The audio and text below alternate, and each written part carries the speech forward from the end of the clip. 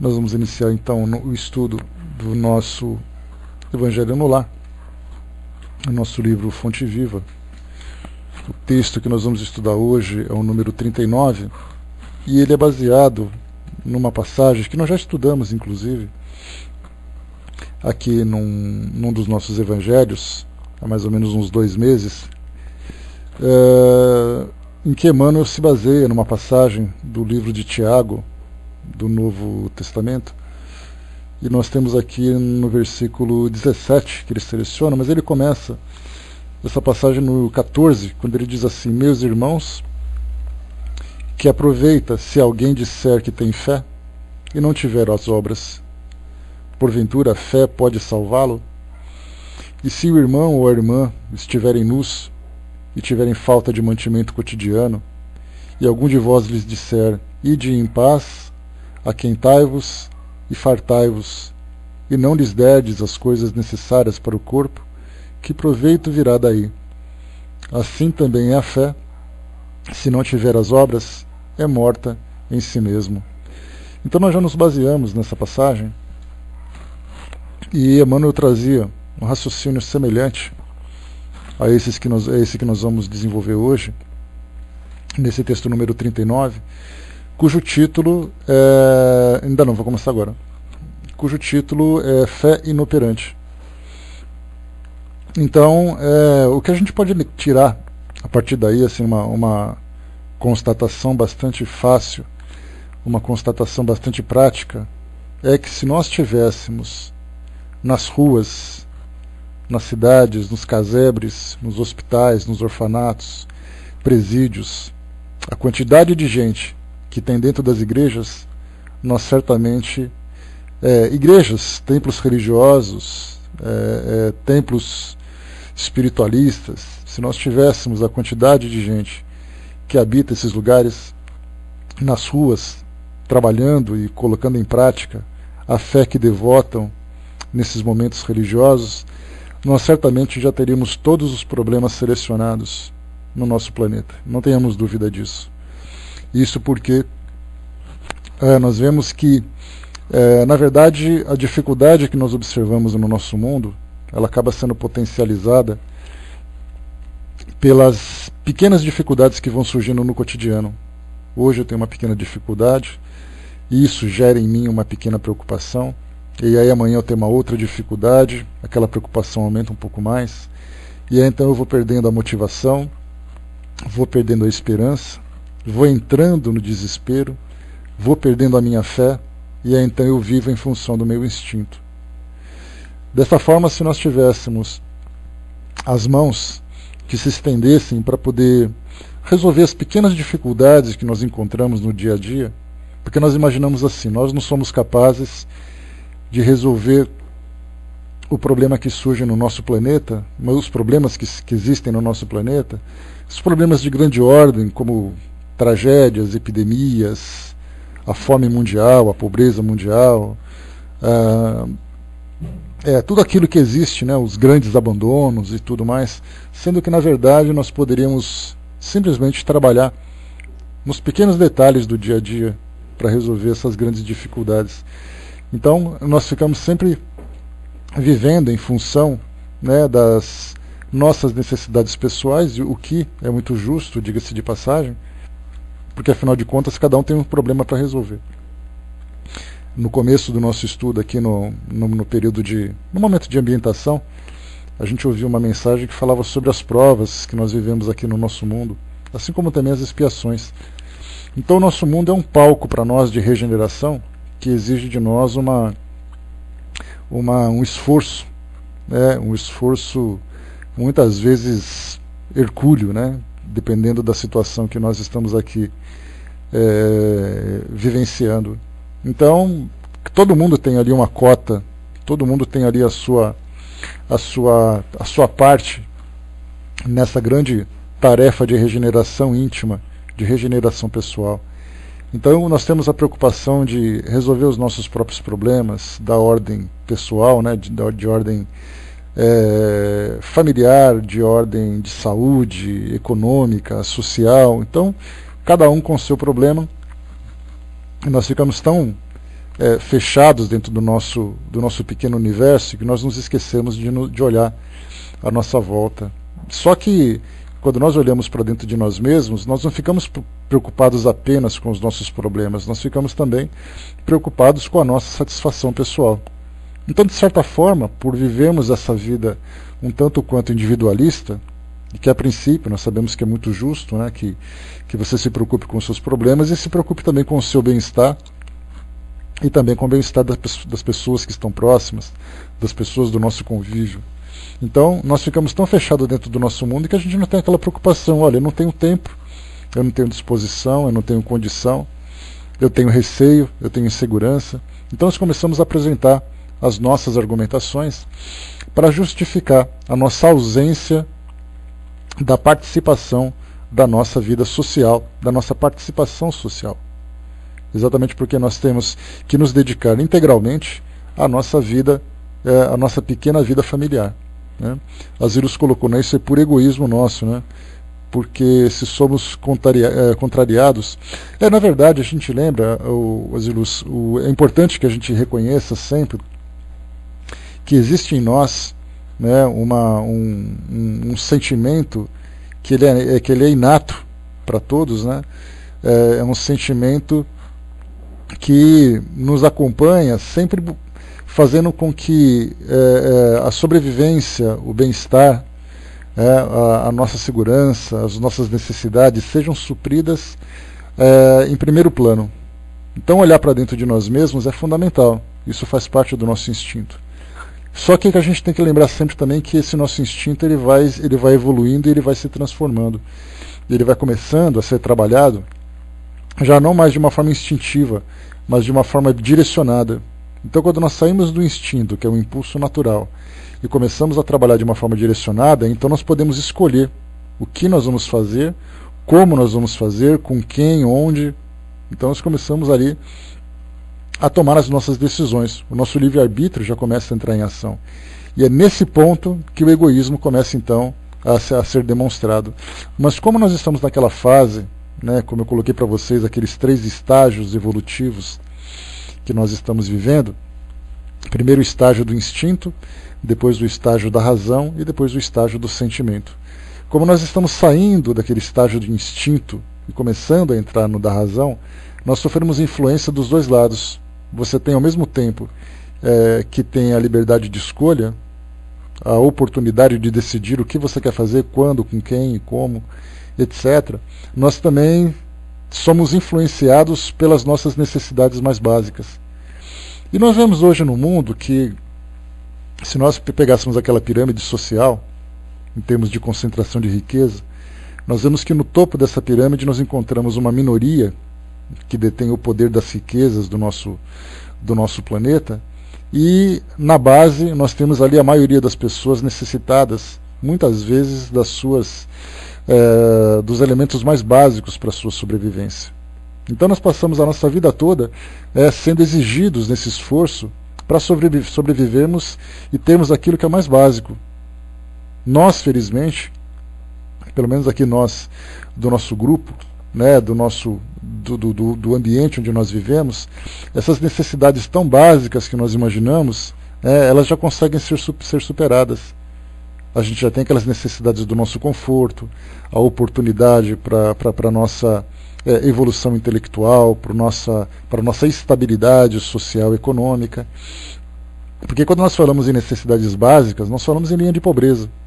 E quando nós falamos em linha de pobreza, nós falamos em pessoas que nunca sequer viram um computador. Ou pelo menos já ouviram falar em computador, porque o que elas precisam, na verdade, é a comida das próximas horas. É a sobrevivência das próximas horas. E aí nós encontramos uma grande parcela da nossa sociedade mundial passando por essa necessidade. Então, felizmente, nós conseguimos avançar um pouco mais, conseguimos construir uma estrutura social que nos dê pelo menos o básico para a nossa sobrevivência. Mas nós olhamos para o nosso país e a gente fala assim, não, mas isso aqui que a gente vive não é uma vida confortável. Se a gente começar a olhar com um pouco mais de cuidado, um pouco mais de sensibilidade para o nosso planeta, a gente vai ver lugares que a gente fica se perguntando como é que as pessoas conseguem sobreviver nesses ambientes. Então, como eu falei para vocês, quando a gente começa a entrar nessa fase da razão, nós podemos fazer escolhas, mas ainda somos estimulados, provocados por essas necessidades, que a gente vai naturalmente aumentando de categoria. Nós não temos as necessidades mais básicas, mas buscamos a necessidade de conforto, buscamos a necessidade de equilíbrio, de estabilidade. Então, a nossa luta sempre continua.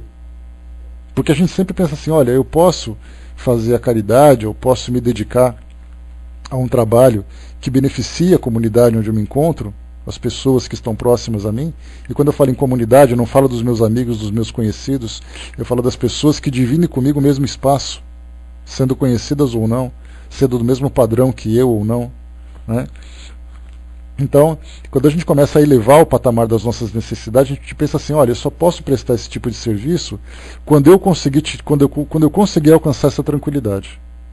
Então a gente sempre fica esperando, na verdade, a oportunidade para poder se tornar produtivo. Então a gente pensa assim, olha, quando eu tiver com a minha conta bancária tranquila, quando eu tiver com as minhas necessidades satisfeitas, aí então eu posso escolher uma parte do meu tempo para poder fazer isso. Então a gente percebe assim que é uma mistura de egoísmo, mas é um egoísmo ainda infantil, é um egoísmo ainda instintivo, que nos move, porque nós aprendemos a viver assim durante muito tempo.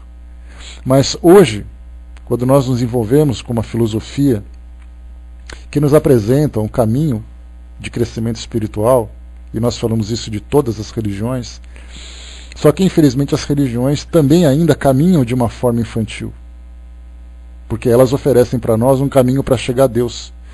E esse caminho para chegar a Deus, nós estamos assim todos parados, olhando para cima com as mãos estendidas, esperando que o céu desça sobre nós, para que a gente possa subir. Sendo que, na verdade, quando a gente fala sobre esse crescimento espiritual e eu alcançar esse contato mais próximo com Deus, a gente fala de uma transformação pessoal, de uma transformação íntima dentro de nós, através dessa reforma que vem através do trabalho. Então hoje as religiões trazem para nós uma visão equivocada, porque elas trazem para nós o estímulo da fé, mas não nos orienta, não nos explica de que forma que essa fé deve ser desenvolvida. Por isso que ela se torna simplesmente uma fé inoperante. Porque nós vivemos em função das nossas crenças, vivemos em função dos nossos sentimentos voltados a Deus. E quando a gente fala a Deus, a gente decompõe Deus em tudo aquilo que o mundo espiritual pode nos oferecer, em termos de profetas, em termos de missionários, em termos de santos, em termos de anjos, de entidades, de espíritos, em tudo. Então, quando nós queremos nos voltar para Deus, essas doutrinas nos apresentam apenas uma prática ritualística que basta você acreditar, basta você sentir que isso já é o suficiente. E quando a gente lê aquela introdução do Evangelho segundo o Espiritismo, que diz que chegou a hora em que todas as coisas deverão ser restabelecidas no seu verdadeiro sentido, é exatamente ali que os Espíritos vêm dizer para nós, olha, não acredite, que basta que você acredite que vai ser o suficiente para que você se transforme. Na verdade, é uma transformação interior. Nós não somos levados para termos contato com Deus e com o plano espiritual. Nós somos atraídos por aquilo que nós apresentamos, por aquilo que nós oferecemos. Quando nós sabemos que o plano espiritual ele é dividido ali nas suas várias dimensões, cada dimensão apresentando uma vibração, vamos dizer assim, apresentando para nós uma faixa energética, uma faixa vibratória, onde só viverão nessa mesma faixa aqueles que conseguiram entrar em sintonia com ela. Nós pegamos um rádio, podemos dividir esse rádio, o dial do rádio, nas suas várias frequências, pegamos um FM, por exemplo, começando ali no 87 MHz e vai até ali os 107, 108 MHz. Então, dentro dessa faixa espectral, essa faixa de frequência eletromagnética, nós temos aquelas faixas mais baixas, que são as primeiras estações de rádio, até aquelas faixas mais altas, que conseguem chegar Não por uma questão de conquista, mas é por uma questão de equipamento, né? Mas se a gente pensar em frequência eletromagnética, comparando com a nossa frequência do pensamento, nós podemos imaginar que nós nos encontramos numa frequência mais baixa, muito próximo do egoísmo, muito próximo do individualismo, do sofrimento, das angústias, das tristezas, diferentemente daquelas frequências mais altas, onde a felicidade plena se mostra presente e se mostra real. Então não adianta eu, nessa condição em que eu me encontro hoje, tentar me sintonizar com as esferas onde os espíritos são plenamente felizes. Porque eles não são felizes porque eles ficam rindo à toa. Eles são felizes porque eles trazem paz de consciência. Eles são felizes porque eles conseguiram resolver todos os seus conflitos.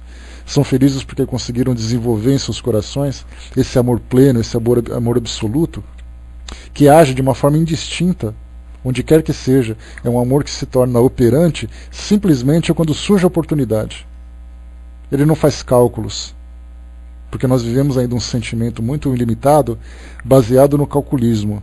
Então, se eu vou fazer alguma coisa em benefício de alguém, eu tenho que pensar no que isso vai me custar, qual é o tamanho do compromisso que isso vai me exigir, quem é a pessoa para quem eu estou prestando, o que exatamente ela precisa, isso vai mexer no meu bolso, isso vai mexer na minha tranquilidade. Então nós começamos a fazer cálculos. E isso por quê? Porque nós primeiro pensamos em nós mesmos, para depois pensarmos naquilo que nós podemos fazer pelos outros. Enquanto que esses espíritos que alcançaram essa esfera da felicidade plena, eles simplesmente olham e perguntam do que você precisa. Se eles não podem fazer, eles procuram se esforçar para tentar fazer com que alguém que possa ajudar se aproxime. Então o trabalho vai se dividindo, o trabalho vai compartilhando, porque ele não sente constrangimento por isso. Não existe orgulho a ser ferido, não existe o egoísmo que se coloca como barreira. Então essa faixa de sintonia com o plano espiritual, nós não entramos nela porque nós desejamos. Nós não entramos nela porque nós somos convidados. Nós simplesmente entramos em sintonia de uma forma natural. E essa sintonia só acontece através da nossa transformação interior. Né? A Miriam colocou, ontem vivenciei uma experiência que mexeu comigo. Em uma exposição de arte com amigos, havia um artista que já foi muito famoso e que por vários motivos ele hoje mora na rua. Ele apareceu por lá e seguiu a beber, sendo este um dos problemas dele. Né? Ele veio a sentar comigo e a conversar. Eu vi a preocupação das pessoas, o medo, porque ele era uma pessoa que incomodava e no fundo ele só queria ser ouvido. A indiferença é algo muito injusto, muito cruel. Preferimos sentir pena a amar. Amar naquele momento era só conversar com ele. Exatamente isso que a gente comentou agora, né, Miriam? Quando a gente fala em fazer alguma coisa, a gente começa a fazer cálculos, a gente pega uma fita métrica, ou então assim uma daquelas trenas, e a gente começa a medir o tamanho do problema. Né?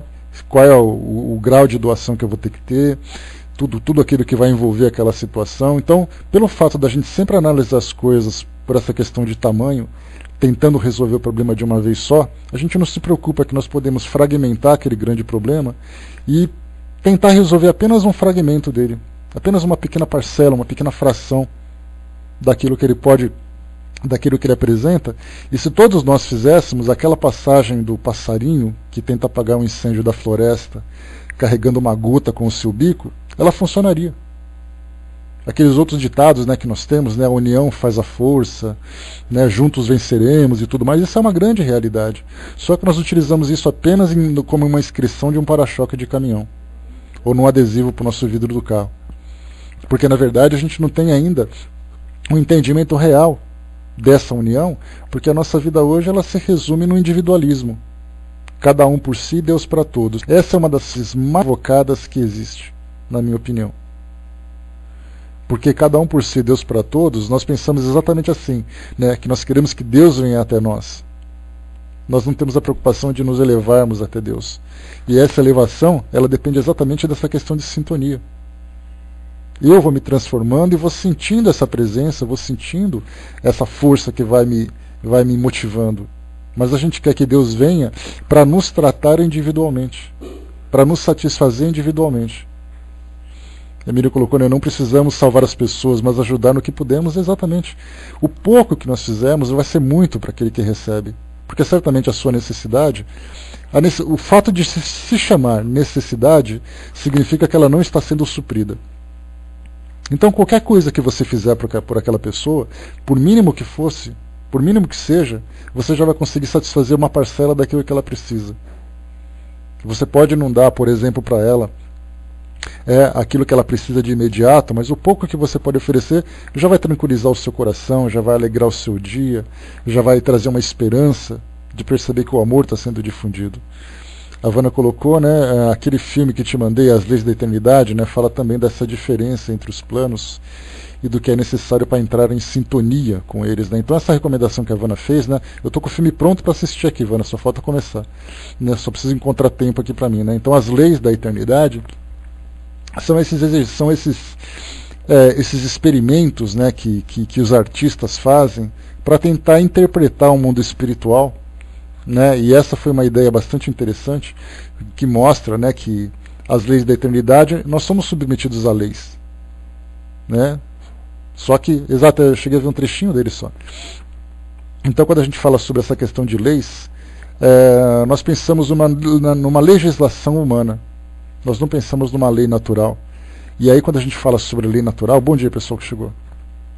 Quando a gente fala em lei natural, aquilo que a própria doutrina ensina, nos traz, a gente pode perceber que muito daquilo que foi apresentado como lei natural, a lei da sobrevivência, a lei do trabalho, a lei da justiça, amor e caridade, a lei do progresso, todas essas leis, elas não são leis escritas no papel necessariamente. Elas são leis morais. E exatamente nesse capítulo de leis morais, são leis que regem a nossa vida em termos de livre-arbítrio, em termos de comportamento, em termos de ideias, de sentimentos. E essas leis elas estão tão distantes da nossa realidade de compreensão, porque a gente estuda na teoria, mas a gente sabe muito pouco a respeito do seu real significado. Quando se fala em lei do progresso, por exemplo, a gente imagina que lei do progresso significa nós vivermos numa situação economicamente mais estável, numa cidade mais estruturada, sendo que, na verdade, nós falamos na lei do progresso, que é o progresso de consciência. Porque toda essa transformação, uma estrutura, uma infraestrutura numa cidade que visa beneficiar todos os seus habitantes, ela depende da boa vontade daquele que administra, daquele que constrói, daquele que angaria recursos. Tudo isso é uma questão do quê? De transformação das pessoas, que vão se transformando também com relação às suas ações. Então hoje nós vivemos numa sociedade em que nós falamos muito de corrupção, falamos muito de individualismo, né? Vemos ali pessoas que estão sendo processadas, outras que estão entrando com processos para poderem defender os seus direitos, entre aspas, que na verdade não são direitos legítimos. Então a gente quer saber assim, olha, o que importa é a minha fatia do queijo. Eu gosto muito, eu frequento a igreja, eu casei no casamento, eu batizei meus filhos, mas isso nada interfere no meu dia a dia, na minha conduta. E é exatamente aí que entra essa questão que nós colocamos do nosso título hoje, que chama fé inoperante. Então vamos fazer a leitura aqui do nosso texto para poder ilustrar um pouquinho esse nosso raciocínio, para a gente poder perceber, como eu falei no início, né, para vocês que chegaram agora, eu fiz assim a seguinte comparação, eu coloquei assim que se nós tivéssemos nas ruas, nas cidades, nos presídios, nos orfanatos, nos hospitais, nos asilos, nas favelas, nos campos, onde quer que fosse, se nós tivéssemos a mesma quantidade de pessoas prestando serviço, comparado com as pessoas que frequentam religiões, templos, centros, sinagogas, mesquitas, terreiros, se todas essas pessoas que frequentam esses ambientes religiosos fossem para a rua formar um exército de trabalhadores em nome da caridade, nós resolveríamos todos os problemas do nosso planeta. Mas é muito mais fácil a gente buscar Deus, né, simplesmente pela nossa crença, do que buscarmos Deus pelas nossas ações. E é nisso que Emmanuel chama atenção para nós, de novo, lembrando que esse nosso tema foi trabalhado já há uns 2 meses, mais ou menos, num outro texto semelhante, o texto número 26. Vamos então para o nosso texto aqui. Ele diz assim: a fé operante é problema credor da melhor atenção, em todos os tempos, a fim de que os discípulos do Evangelho compreendam com clareza que o ideal mais nobre, sem trabalho que o materialize, a benefício de todos, será sempre uma soberba paisagem improdutiva. Dá para a gente imaginar, né, a soberba paisagem improdutiva, quando a gente olha aqueles campos floridos, aquelas florestas majestosas, aquelas cachoeiras magníficas, que simplesmente estão ali apenas para adornar o cenário onde nós estamos ali presentes. A gente olha para o céu, vê as estrelas, né, vê aquele céu azul, aquelas nuvens belíssimas transitando, olha à noite para o céu, as estrelas iluminando o céu, e a gente fica se perguntando, para que serve tudo isso? Em termos de praticidade para nós, muito pouco. E isso se assemelha muito à questão da nossa fé. Aquela fé fervorosa, nós decorarmos os nossos livros, que são considerados livros sagrados, livros basilares.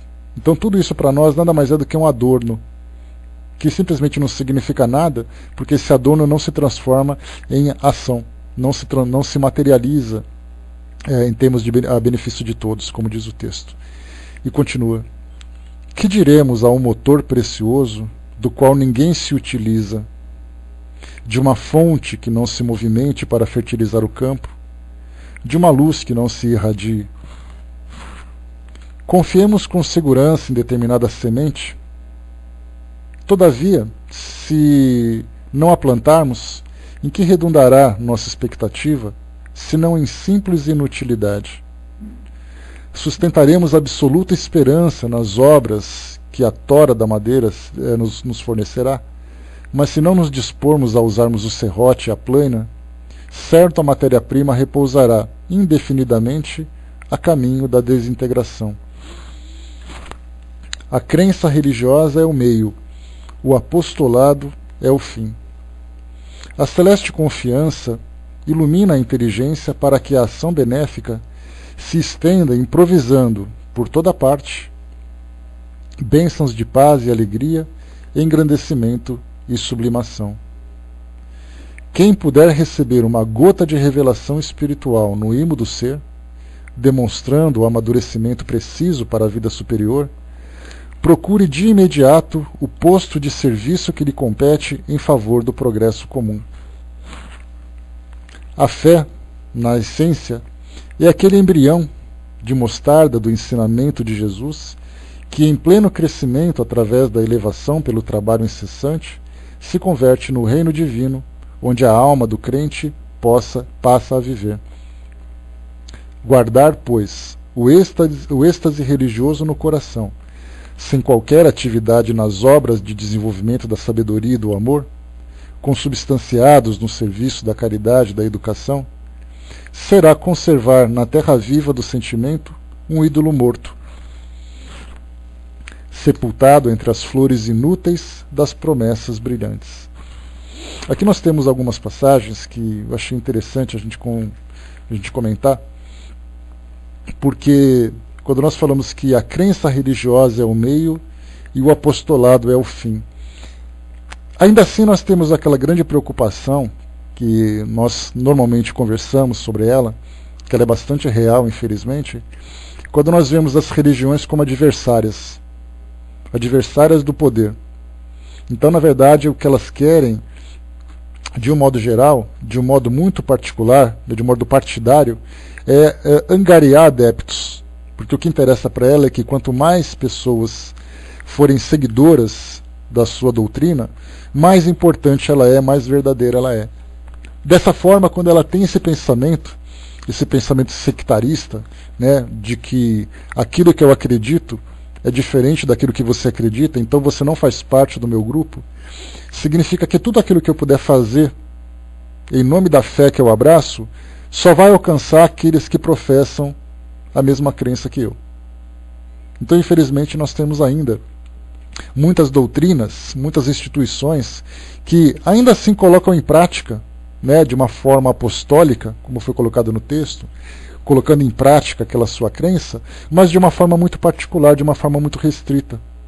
Eu não tenho aquela preocupação, por exemplo, de assistir à necessidade de uma pessoa sem perguntar no que ela acredita, sem tentar convertê-la, sem tentar fazer que ela venha fazer parte daquilo que eu acredito.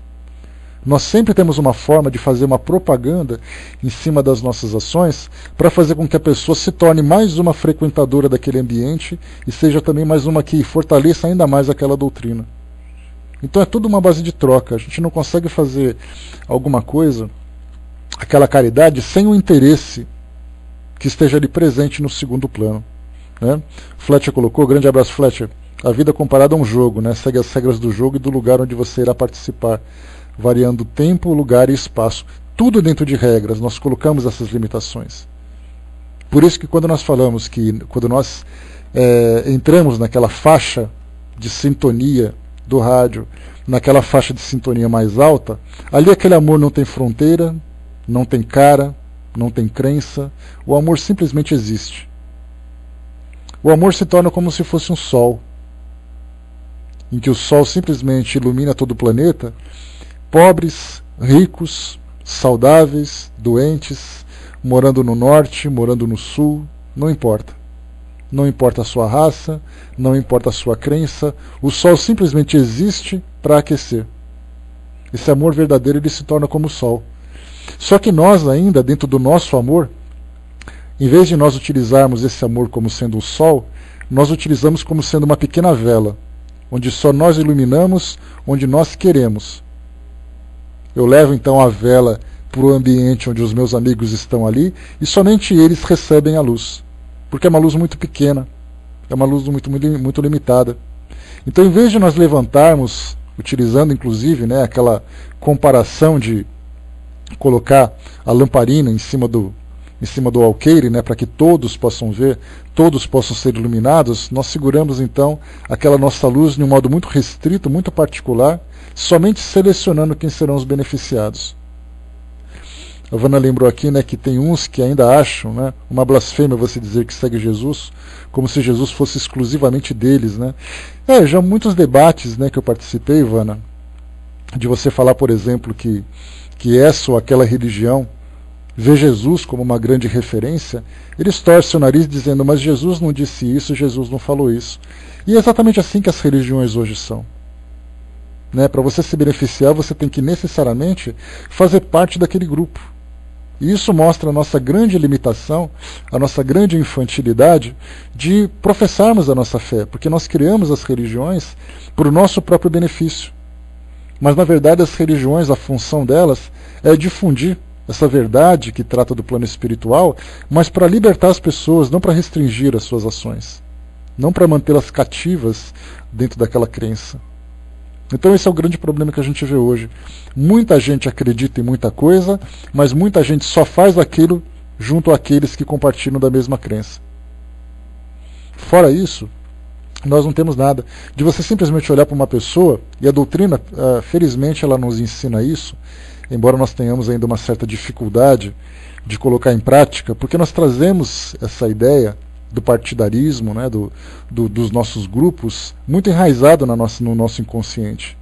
Tanto é assim que nós somos limitados por esse partidarismo quando nós falamos em coisas simples. Por exemplo, partido político. Eu só dou preferência para as pessoas que votaram no mesmo que eu votei. Se você votou contra mim, eu até gosto de você, mas como a gente não partilha da mesma ideia, eu sigo o meu caminho, você segue o seu. A gente não pode dizer assim, olha, independente do que você acredita, vamos seguir juntos. Um time de futebol, eu insisto isso, talvez fique até um pouco cansativa essa minha insistência nesse ponto, mas a gente vê que nós alimentamos esse tipo de comportamento nas situações mais comuns do nosso dia a dia.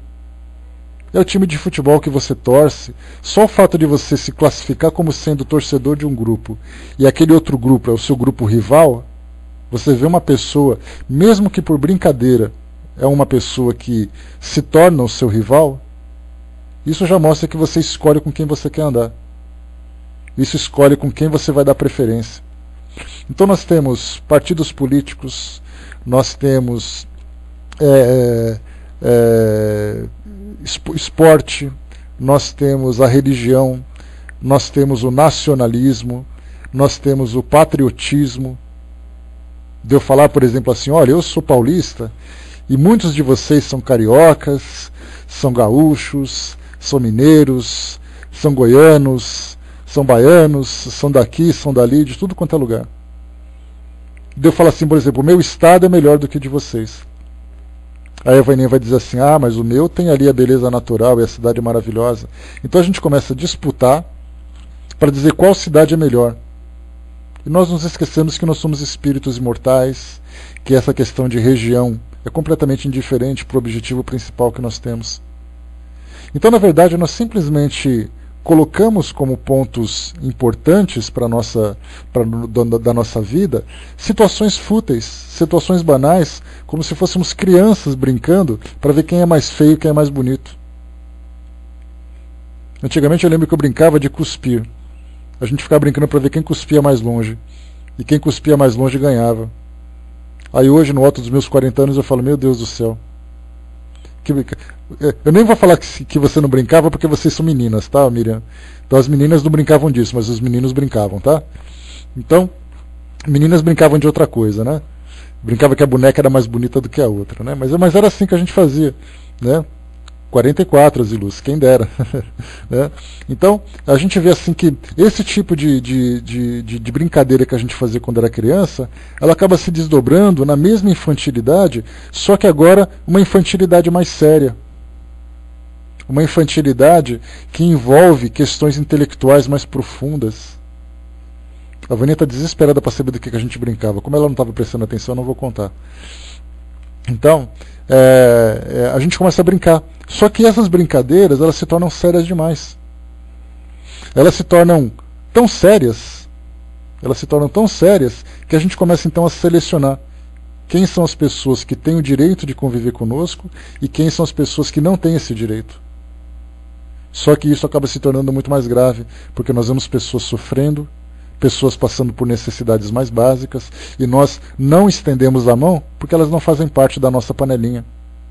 Elas não fazem parte do nosso grupo. E é daí que nós percebemos então que nós não conseguimos compreender exatamente qual é o sentido real dessa lei natural que nos coloca todos juntos no mesmo caminho, nos impulsionando para o mesmo destino, só que cada um seguindo um percurso diferente, escolhendo quem pode e quem não pode se beneficiar dessa nossa companhia. Né? A Vânia colocou, né? A gente brincava com certeza de algo mais inteligente. Claro, como toda menina pretensiosa, né? Eu sei como é que é isso, Vânia. Não se preocupa, tá? Deixa eu ver aqui, né? O Fletcher colocou, né? Quando se fala em Jesus, geralmente nos referimos ao Jesus bíblico, né? Cheio de superpoderes. Né? Pessoalmente, eu não acredito nos exageros bíblicos, né? Mas respeito quem acredita. Já li sobre, né? Jesus, 3.000 anos antes de Cristo, né? Mas não quero colocar minhas ideias na cabeça de ninguém. Não, na verdade, Fletcher, o que você coloca, né? Quando nós falamos sobre Jesus, nós falamos de uma personalidade que veio trazer para nós um ensinamento moral, né? Enquanto que esse Jesus que é cultuado como uma entidade divina, ele deixa de se tornar uma referência moral, uma referência de conduta, e se torna uma divindade que merece adoração. E se você perguntasse hoje, tivesse a oportunidade de perguntar, né, esse Jesus que você acredita, se você perguntar para ele se ele quer ser adorado ou ele quer ser imitado naquilo que ele fez, o que ele diria? Certamente ele diria, né, para você fazer aquilo que ele fez. E não simplesmente fazer aquilo que, né, simplesmente receber uma adoração. Ele veio para mostrar como é que é para fazer. Ele não veio para angariar louros com relação a isso. Né? E Jesus, inclusive, dentro desse que você colocou, né, que a gente também não tem necessidade de se aprofundar nisso, ele acabou se tornando um mito, né, um mito que já se colocou como referência em outras civilizações mais antigas. Né? A própria civilização suméria, por exemplo, tem personagem muito semelhante àquilo que Jesus fez. Então, ele acabou se tornando uma divindade, um mito cheio de alegorias, cheio de fantasias, que muitas pessoas simplesmente deixam de acreditar, né? E acabam se esquecendo de observar a conduta, de observar o modelo. E quando nós colocamos aquilo que a doutrina espírita nos proporciona, falando, por exemplo, que Jesus é o nosso modelo e guia, quando se fala sobre modelo e guia, significa que ele é a referência de conduta que nós temos. Né? Não, de forma alguma, Fletcher, imagina. Então, porque eu também partilho da mesma forma. A gente vê que quando a gente fala de Jesus, você fala da Bíblia, você fala do crucifixo, e você se esquece do homem que esteve aqui. E essa adoração é que faz com que o mundo se transforme no mundo egoísta que é hoje. Esse mundo em que as pessoas ficam apenas observando essa fé cega, essa fé improdutiva, essa fé inoperante, sendo que, na verdade, a referência veio exatamente dizer assim: se comportem dessa forma e façam isso que eu fiz. Né? Deixa eu ver aqui, o Caminhando colocou abraços. Né, deveríamos ter um prazo de mudança, né? Assim não adiaríamos para o porvir uma necessidade presente, diminuiríamos em muito, né, o afeto negativo da hipocrisia, do egoísmo e tantos outros. Mas na verdade nós temos prazo de validade, né, Caminhando? A gente vê mesmo assim que o mundo ele passa por uma transformação quando a gente começa a observar o nosso mundo hoje por uma outra perspectiva, né, olhando assim que todos nós somos espíritos imortais, que o mundo, porque a gente sempre diz assim, né, qual é o período mais importante do mundo? A gente vai dizer assim, o período mais importante do mundo é esse que a gente está vivendo. Se você voltar 200 anos no tempo e perguntar para aquelas pessoas que viveram lá qual é o período mais importante do mundo, ele vai dizer a mesma coisa que é o período dele. E assim no passado, no presente e no futuro, cada um vai achar que o momento mais importante do planeta é o momento em que ele viveu. Quando a gente sai dessa questão temporal e a gente começa a analisar a vida atemporal do espírito imortal, né, completamente diferente do que a realidade nos apresenta hoje, a gente começa a analisar o mundo assim, a gente vai evoluindo, o mundo vai passando por transformações, e nós temos essa informação que chega do plano espiritual para nós, que fala que nós estamos num período limite de transformação. Nós estamos nesse prazo de validade, e mesmo assim nós estamos adiando, por uma questão de ignorância, de falta de conhecimento, de falta de entendimento. O nosso mundo vai passar por uma transformação significativa, de uma transformação que vai nos promover a um mundo mais estruturado, a um mundo melhor.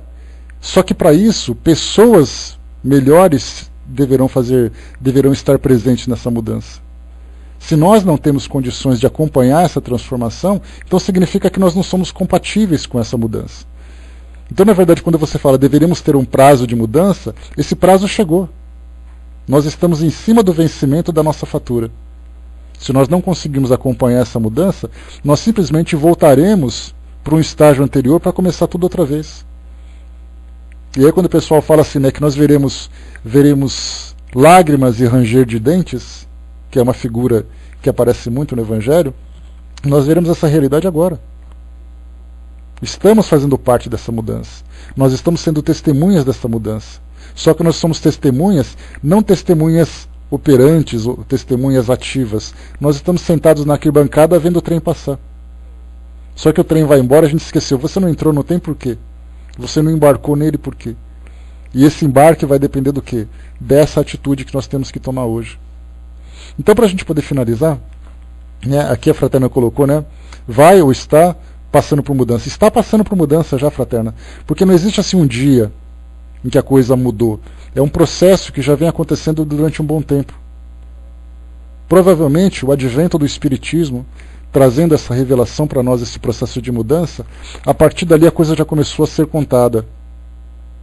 E isso pode demorar um mês, pode demorar um século, 2 séculos, 3 séculos, mas é uma mudança que está acontecendo.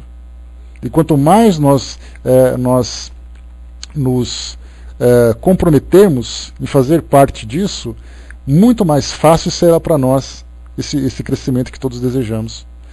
A Vana colocou, né, André Luiz Ruiz quase chora no final de uma palestra dele sobre transição e implora para as pessoas levarem isso a sério e mudarem, né, que a hora é agora. E de fato está tudo acontecendo para isso, tudo conspira para isso. O mundo está se tornando mais espiritualizado, só que é uma espiritualização ainda infantil. E claro, isso vai ser considerado, que pelo fato de nós não termos uma compreensão ainda muito clara do que acontece,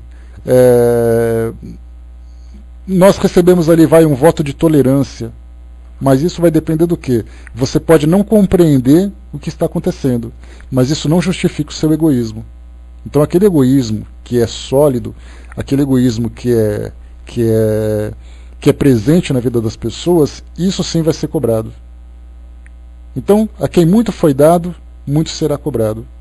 a quem muito foi dado em termos de conhecimento, de oportunidade, de estrutura, de intelecto, de equilíbrio. Esses são aqueles que têm mais oportunidade, mais necessidade de demonstrarem realmente a sua capacidade de realização. Eu conversava com uma amiga há um tempo atrás, e ela dizia assim que é impressionante como nós vemos hoje famílias que são bem estruturadas, famílias que são bem constituídas, e eles não fazem absolutamente nada além das portas de suas casas. E seriam exatamente essas famílias que têm tudo para fazer com mais tranquilidade. Quer dizer, você não precisa se preocupar tanto com o dinheiro, porque você já tem o seu emprego bem sólido, você tem a sua vida social bem equilibrada, você tem tudo para simplesmente sair da sua casa e trabalhar. E a pessoa diz assim, agora que a minha vida está tranquila, eu quero viver as minhas férias eternas. E é exatamente aí que é o problema. Então, para a gente poder fechar, dentro daquilo que a gente acredita, se você acredita no amor, o amor tem que ser praticado. Se você acredita na bondade, tem que ser bom. Se você acredita na generosidade, demonstre generosidade. Então é tudo aquilo que nós acreditamos tem que se tornar para nós uma ação. Porque muito bom seria se alguém dissesse para nós assim, eu não preciso perguntar no que você acredita. Eu estou vendo o que você acredita, através daquilo que você faz. Então, na verdade, nós temos que demonstrar para as pessoas, não gritando, não mostrando orgulhosamente a nossa biblioteca. É através do silêncio das nossas palavras, mas no grito das nossas atitudes. É assim que a gente vai mostrar de fato quem nós somos e no que nós acreditamos. É assim que tudo vai acontecer. Do contrário, a gente vai continuar simplesmente nessa fé inoperante, que não vai ter absolutamente nada de produtivo para todos nós. Aliás, o plano espiritual é assim. Muita gente chega acreditando, mas chega sofrendo. Chega só porque acreditavam tanto e não fizeram absolutamente nada. E acharam que teriam recompensa simplesmente porque tinham aquela fé fervorosa, aquela fé ardente dentro dela. Mas eu me devotava, eu acreditava, eu sempre frequentava. Mas o que você fez exatamente com tudo aquilo que você acreditava e frequentava e sentia? Então esse é um grande drama que infelizmente o nosso mundo vive hoje, porque as pessoas não conseguiram compreender ainda a importância das suas ações, a importância do trabalho sustentado pela fé que ele devota a Deus. Então, meus amigos, fechando por aqui o nosso estudo de hoje, deixo para vocês aqui essa mensagem e deixo também aqui para vocês fazerem depois a releitura como lição de casa. É o texto número 39, chamado Fé Inoperante, do nosso livro Fonte Viva. Então depois façam uma releitura, façam uma reflexão a respeito daquilo que Emmanuel trouxe para nós e também daquilo que nós conversamos hoje, para podermos absorver um pouco mais todo esse ensinamento que é tão profundo para nós. E é uma grande preocupação que os espíritos têm, principalmente. Eles estão sempre ali nos observando, dizendo, olha, acabou a brincadeira, acabou o mundo de faz de conta, vocês não são mais crianças.